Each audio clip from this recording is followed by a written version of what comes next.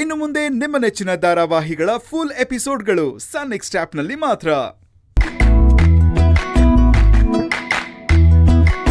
ಸರಿ, ಬಾ ಹೊರಡೋಣ.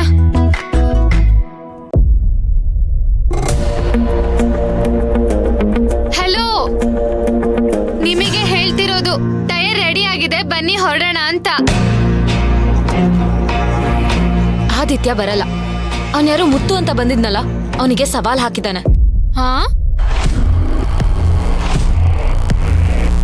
ಸವಾಲ? ಅದು ಅವನ್ ಜೊತೆನಾ? ಮುತ್ತು ಬಂದ. ಹೋಗಿ ಹುಡುಗರನ್ನ ಕರ್ಕೊಂಡ್ ಬಂದ್ರೆ ನೀನು ಉಸಿರಾಡೋದೇ ಡೌಟು.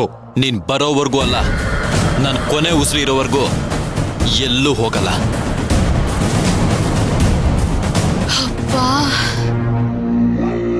ಹೋಗಿ ಹೋಗಿ ಅವನ ಮಾತನ್ನ ಇಷ್ಟೊಂದು ಸೀರಿಯಸ್ ಆಗಿ ತಿಳ್ಕೊಂಡಿದ್ಯಲ್ಲ, ಬುದ್ಧಿ ಇಲ್ವಾ ನಿನಗೆ? ಅವನೊಬ್ಬ ದೊಡ್ಡ ಪರೋಡಿ. ನಮ್ಮ ಅಣ್ಣ ಅವನಿಗೆ ಎಷ್ಟು ಸರಿ ಹೊಡೆದಿ ಬುದ್ಧಿ ಕಲಿಸಿದಾನೆ ಗೊತ್ತಾ?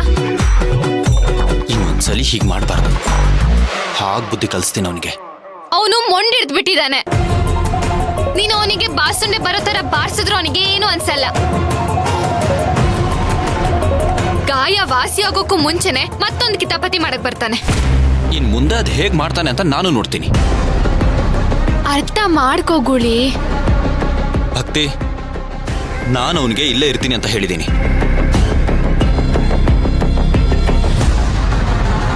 ಏಯ್, ಮಾತ್ ಕೊಟ್ಟಿರೋರ್ ಯೋಗ್ಯತೆ ಮೇಲೆ ಮಾತು ಉಳಿಸ್ಕೋಬೇಕೋ ಬೇಡವಾ ಅಂತ ನಿರ್ಧಾರ ಮಾಡ್ಬೇಕು. ಬಾ ನಡಿ ಹೋಗೋಣ. ನಾನ್ ಬರಲ್ಲ.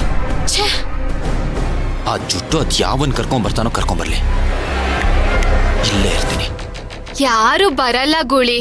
ಅವ್ನ್ ಸುಮ್ನೆ ಹೆದರ್ಸೋದಕ್ಕೆ ಏನೇನೋ ಹೇಳ್ತಾನಷ್ಟೇ. ನಿಜವಾಗ್ಲೂ ಅವನಿಗೆ ಏನು ಮಾಡಕ್ಕಾಗಲ್ಲ. ಹಾಗಿದ್ರೆ ಇಷ್ಟೊತ್ತಿಗೆ ಅವನನ್ನ ಮದ್ವೆನೇ ಆಗ್ಬಿಡ್ತಿದ್ದ. ಒಂದು ಬರೀ ಧಮ್ಕಿ ಅಷ್ಟೇ.